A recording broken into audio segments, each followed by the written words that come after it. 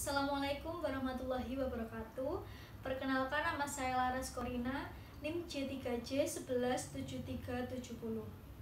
Sebelumnya saya ingin mengucapkan terima kasih kepada dosen pembimbing saya, Bapak Dahri, dan dosen moderator saya, Bapak Hermawan Wana. Pada kesempatan kali ini saya ingin mempresentasikan hasil praktik kerja lapang saya yang berjudul Pendirian Unit Bisnis Pengolahan Susu Menjadi Keju Mozzarella pada CV milik Indo Berkah Abadi, Kabupaten Malang. Latar belakang laporan ini yang pertama, sistem agribisnis peternakan mempunyai peran penting dalam usaha peternakan sapi perah. Yang kedua, produksi susu sapi menunjukkan tren atau kecenderungan yang meningkat. Peningkatan produksi susu sapi tersebar di Indonesia, salah satunya yaitu di daerah Jawa Timur, khususnya Kabupaten Malang. Berikut produksi susu sapi di Kabupaten Malang dapat dilihat pada tabel slide 1, yaitu produksi susu sapi di Kabupaten Malang tahun 2016 sampai 2018 terus meningkat. Yang ketiga yaitu kebutuhan susu meningkat dengan bertambahnya jumlah penduduk. Yang keempat, konsumsi susu tidak hanya susu segar, tetapi juga produk olahan seperti susu pasteurisasi, keju, yogurt, dan lain-lain. Tujuan laporan ini yang pertama yaitu merumuskan ide pengembangan bisnis pada perusahaan CV milik Indo Berkah Abadi ini melalui penerapan matriks SWOT. Yang kedua, merumuskan strategi bisnis berdasarkan analisis lingkungan internal eksternal pada perusahaan CV milik Indo Berkah Abadi. Yang ketiga, menyusun dan merancang rencana pengembangan bisnis pada perusahaan CV milik Indo Berkah Abadi berdasarkan pendekatan 9 blok bisnis model kanvas. Selanjutnya, keragaman perusahaan. Yang pertama, sejarah dan perkembangan perusahaan. Perusahaan peternakan sapi perah CV milik Indo Berkah Abadi ini berdiri pada tahun 1984 di Desa Tegalsari, Kepanjen, Malang, Jawa Timur dengan populasi awal yaitu 8 ekor saja. Perusahaan didirikan oleh Bapak Abdullah, kemudian dikembangkan anaknya yaitu Bapak Taufan. Yang kedua yaitu organisasi dan manajemen perusahaan. Struktur organisasi dan manajemen perusahaan merupakan faktor yang penting agar kegiatan yang ada di perusahaan berjalan dengan baik. Dalam kegiatan perusahaan CV milik Indo Berkah Abadi ini terdapat 6 bagian penting, yaitu manajer, keuangan, HRGA, farm, produksi, wisata, edukasi, dan masih ada karyawan lain di bawahnya. Tugas, tanggung jawab, dan SOP kerja diberlakukan semua karyawan agar dapat melaksanakan fungsi, tugas, jabatan operasionalnya secara optimal dan mewujudkan apa yang menjadi tujuan perusahaan. Yang ketiga, sumber daya perusahaan. Sumber daya perusahaan dibagi menjadi 3, yaitu sumber daya fisik, sumber daya manusia, dan sumber daya keuangan atau modal. Sumber daya fisik. Sumber daya fisik yang dimiliki perusahaan terdiri dari lahan seluas 30.000 meter persegi. Lahan tersebut dimanfaatkan untuk kandang, wisata dan edukasi, milik Indomart, kantor, gedung, tempat pemerahan atau milking, ruang produksi, mesin produksi, dan peralatan penunjang lainnya. Sumber daya manusia. Sumber daya manusia di perusahaan CV milik Indo Berkah Abadi ini kurang lebih terdiri dari 50 orang termasuk dengan pemiliknya. Sumber daya keuangan atau modal.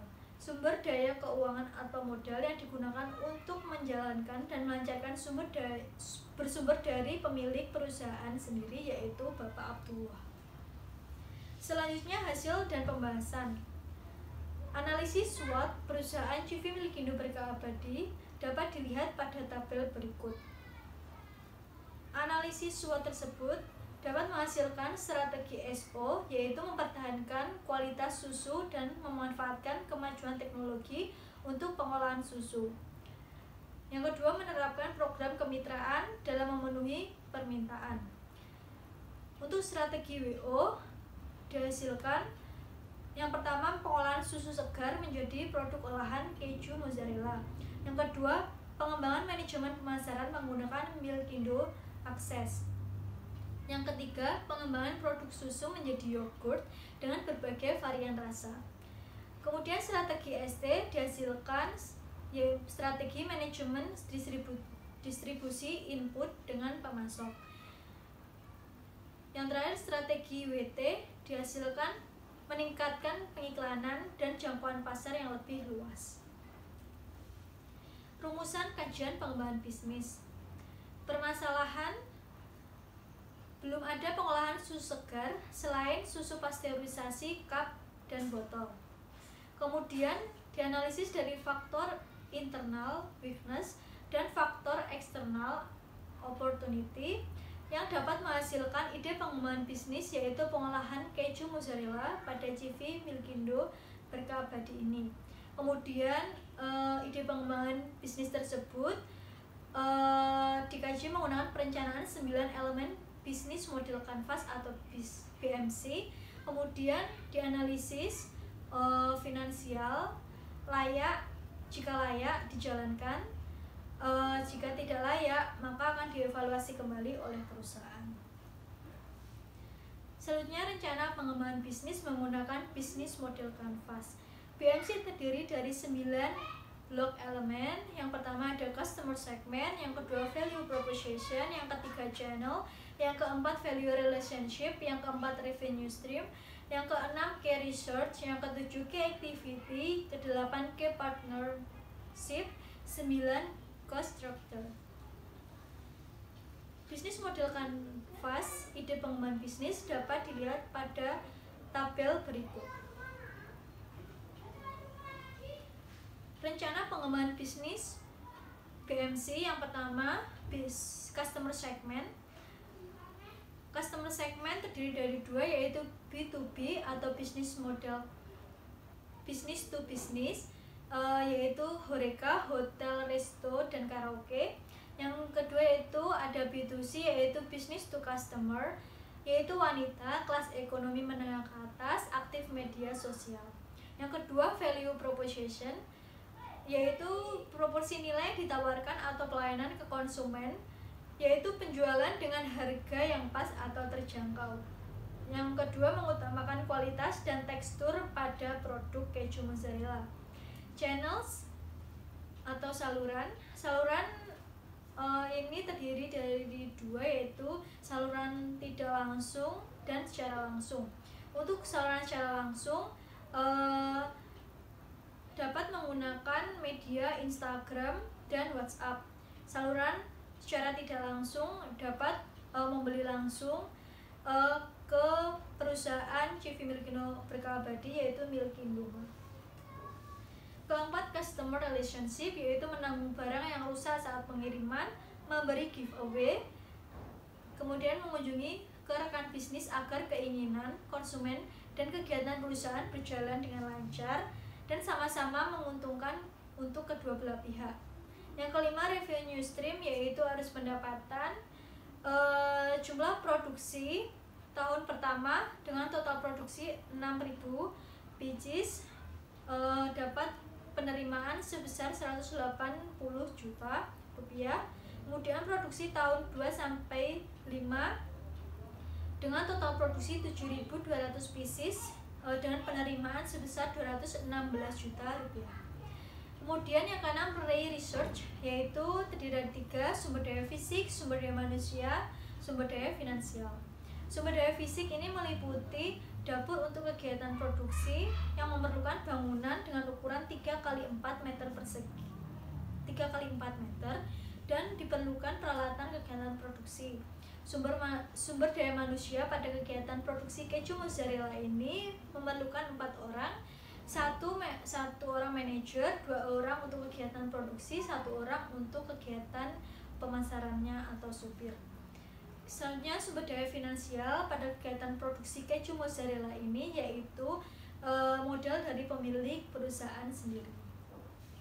Yang ketujuh, key activity, yaitu aktivitas produksi keju, yaitu pengambilan bahan baku di tempat pemerahan atau milking, menyediakan alat dan bahan, memasak susu dengan suhu 36 derajat Celcius, pengasaman menggunakan bahan asam sitrat dan enzim rennet nabati, penggumpalan susu yang sudah diasamkan, pemisahan didih dari whey, pematangan dan dicetak pada wadah kotak kecil, Keju mozzarella ditempatkan di tempat pendingin selama 24 jam agar membeku, kemudian dilakukan pengemasan, kemudian dilakukan pemasaran. Kedelapan, key partner, yaitu kerjasama. Yang pertama ada peternak langsung dari perusahaan CV milik Indo Berkabadi untuk bahan baku susu segar. Yang kedua, digital printing Kepanjen untuk kerjasama dalam pembuatan stiker. Yang ketiga, kemasan dan bahan-bahan lain di toko daerah Kepanjen. Yang kesembilan, cost structure, yaitu ada komponen biaya investasi, biaya tetap, dan biaya variabel dengan total biaya yaitu 197.069.100 rupiah. Kemudian perencanaan finansial yaitu rencana penerimaan penjualan keju mozzarella pada tahun pertama didapatkan 180 juta rupiah, tahun kedua sampai kelima didapatkan 216 juta rupiah. Kemudian analisis finansial, terdapat biaya tetap, biaya variabel, kemudian total pengeluaran, laba sebelum bunga dan pajak, biaya bunga, laba bersih sebelum pajak, pajak sebesar 0,5%, laba bersih setelah pajak, dan RC rasio. RC rasio pada analisis finansial didapatkan 1,1. Kesimpulan, berdasarkan analisis bisnis model Canvas, rumusan ide pengembangan bisnis adalah pendirian unit bisnis pengolahan susu menjadi keju mozzarella yang bertujuan untuk menambah nilai jual terhadap produk dengan cara melakukan pengolahan susu menjadi produk olahan yang memiliki nilai jual yang tinggi. Yang kedua, ide pengembangan bisnis ini muncul karena pada perusahaan masih belum ada produk olahan lain selain susu pasteurisasi cup dan botol. Kemudian banyaknya permintaan dari resto-resto yang ada di daerah kabupaten dan kota Malang. Serta dengan menambah unit bisnis baru ini, pengolahan dapat menambah pendapatan bagi perusahaan.